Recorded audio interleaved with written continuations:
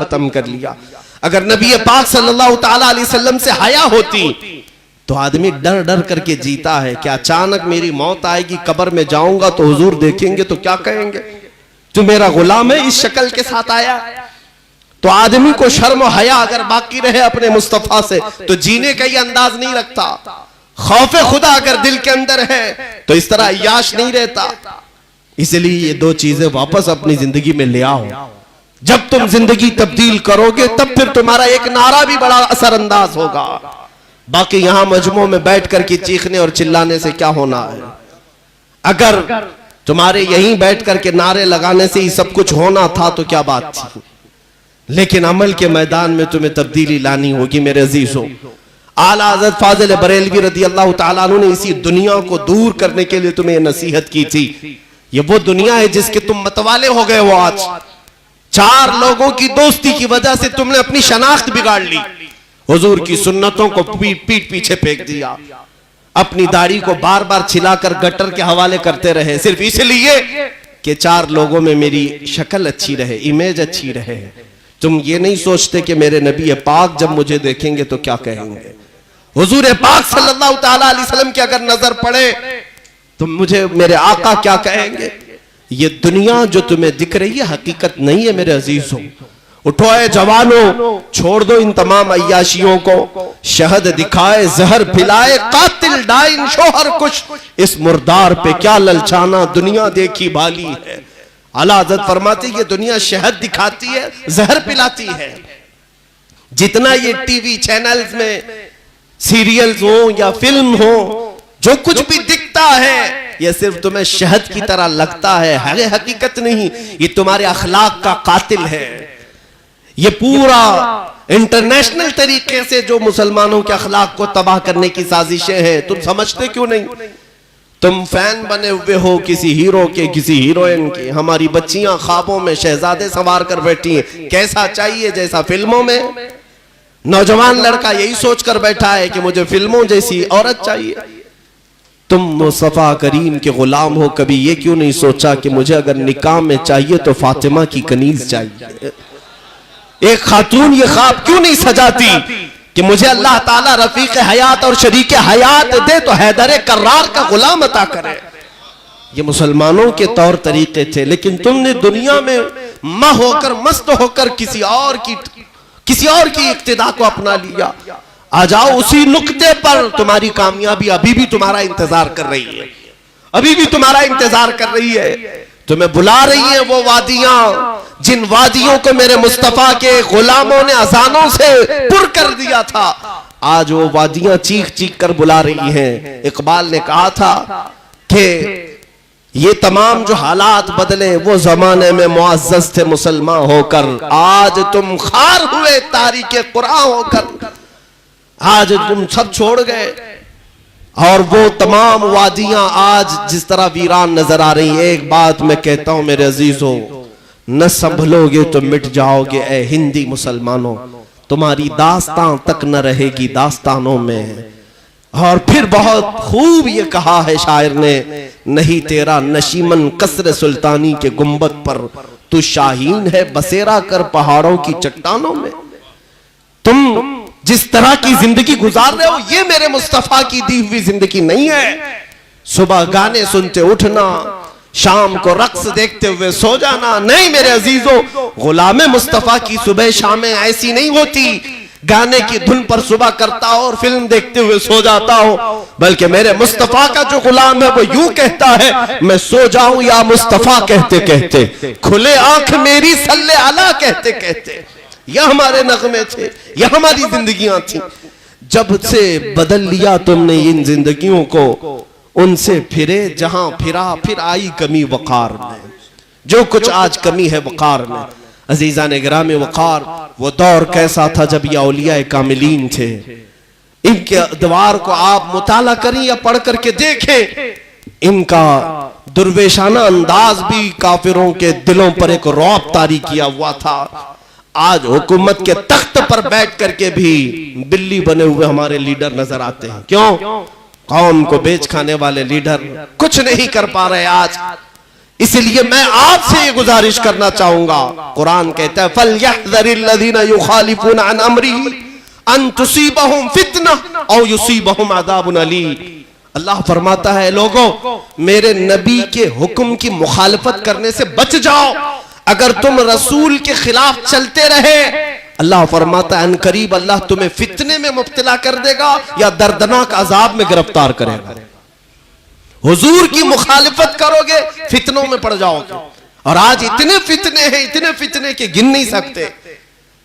आज मुखबिर सादिक रसूल पाक सल्लल्लाहु अलैहि वसल्लम की वो हदीस भी मुझे याद आती है। मेरे आका ने फरमाया मेरी उम्मत पर एक जमाना ऐसा आएगा कि फितने इस तरह से निकलेंगे जैसे बारिश के कतरे।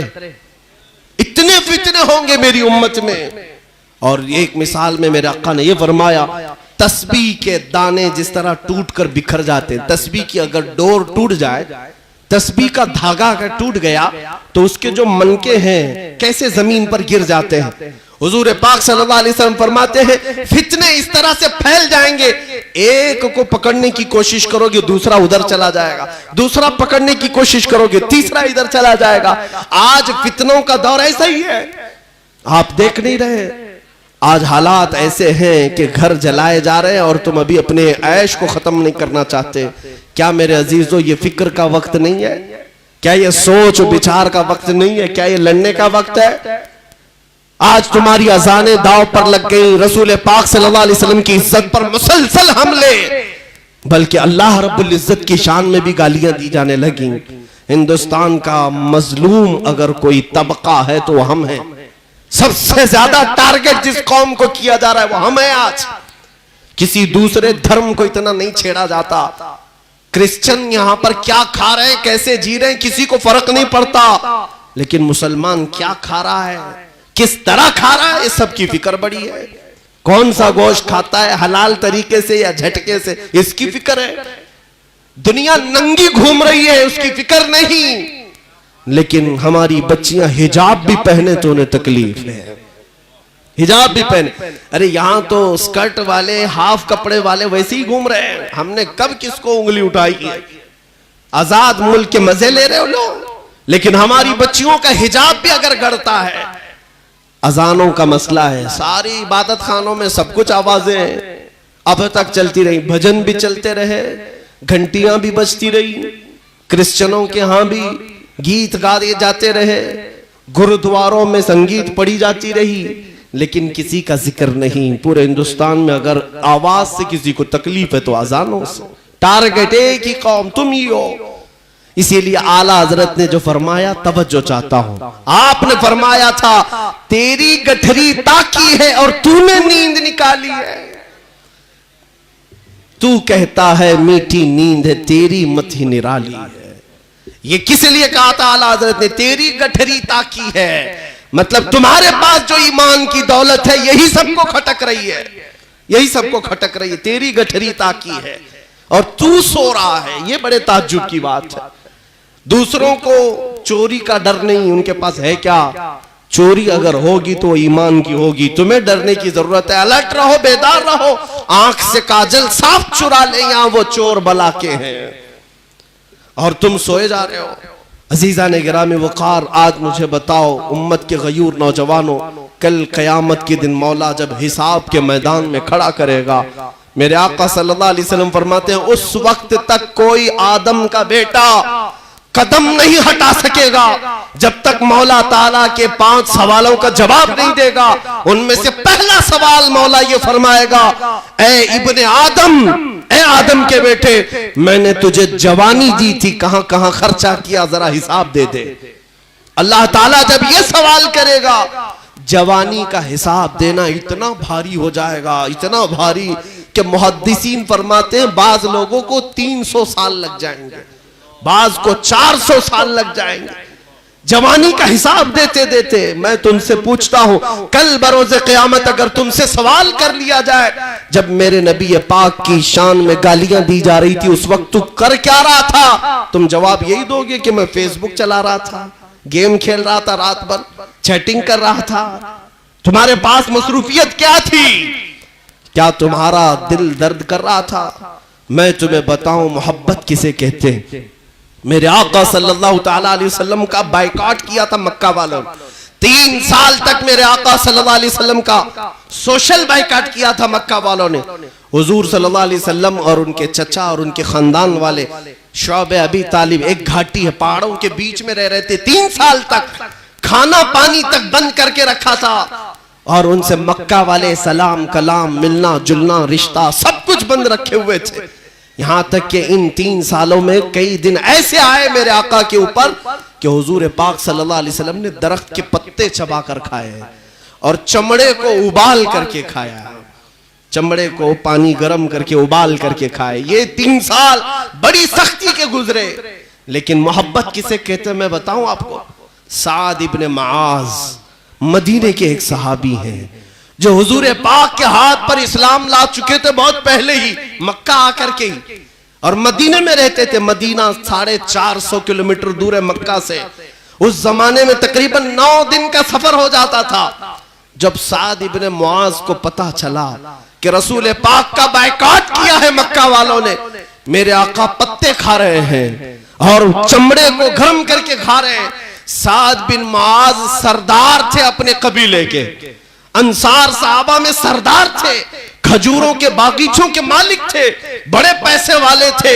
लेकिन मदीने वालों ने देखा साद इब्ने मुआज रोजाना उठते हैं और दरख्त के पत्ते खाते हैं और चमड़े को लाकर उबाल कर खाते हैं। लोग कहने लगे साद तुम्हारे अंदर फाका आ गया, इतनी गुर्बत आ गई कि तुम्हें पत्ते खाने की जरूरत पेश आ रही है, चमड़े खाने की जरूरत पेश आ रही है। साद इब्ने मुआज ने कहा नहीं, मेरे पास माल और दौलत का जखीरा है, लेकिन मैंने सुना मेरा मुस्तफा पत्ते खा रहा है, तो कैसे ये गवारा करे कि मैं खजूर खाऊं?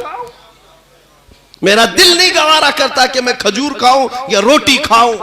मेरे मुस्तफा करीम सल्लल्लाहु अलैहि वसल्लम का बायकॉट किया है मक्का वालों ने, तो जो नबी पाक सल्लल्लाहु ताला अलैहि वसल्लम पर उन्होंने खाना पानी बंद किया, तो मैं उस वक्त तक नहीं खाऊंगा रोटी जब तक मेरे आका रोटी ना खा ले।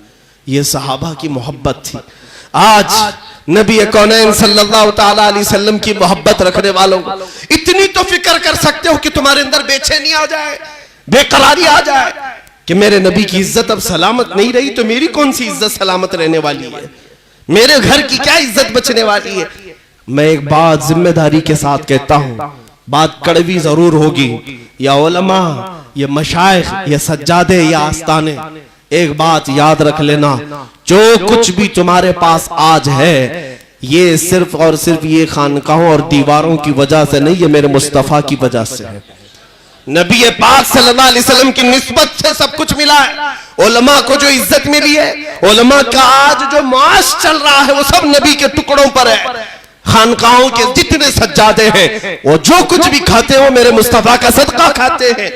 और अगर हुजूर पाक के नाम पर अलर्ट नहीं हुए, बेदार नहीं हुए, तो हो सकता है ये नेमतें छिन जाएं, ये नेमतें छिन जाएंगी। मेरे अजीजों, हम कंप्रोमाइज सब बातों पर कर सकते हैं, लेकिन हुजूर पाक की इज्जत के मामले में नहीं होनी चाहिए। इतनी बेदारी ले आओ, इतनी बेदारी ले आओ जितनी बेदारी वक्त का मुजद्दिद देना चाहता था। बरेली का इमाम ये कह करके गया है, लोगों जिंदगी गुजारना हो तो यूं गुजारो, पुकारो गुंबदे खजरा के मकी को और गवाह बना करके ये कहो मेरा इस दुनिया में कुछ नहीं है, जो कुछ है वो आपका है। दहन में जुबान तुम्हारे लिए, बदन में है जान तुम्हारे लिए। या रसूल अल्लाह हम आए यहाँ तुम्हारे लिए, उठे भी वहां तुम्हारे लिए।